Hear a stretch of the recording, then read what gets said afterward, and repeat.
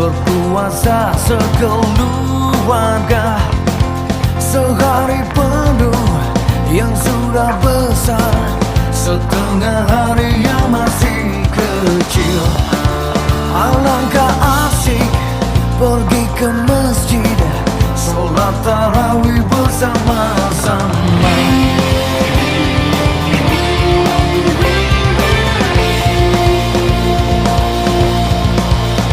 Lebaran sebentar lagi, berpuasa dengan gembira, menahan lapar, menahan nafsu, melatih diri sedari kecil, membaca Quran, sholat tarawih, melatih iman sedari kecil.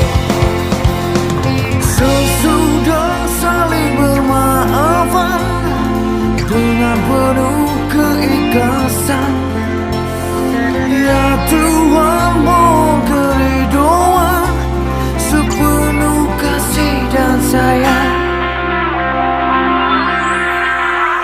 Lebaran sebentar lagi, tak ada miskin, tak ada kaya, semua sama di depan Tuhan. Yang berbeda cuma amalnya.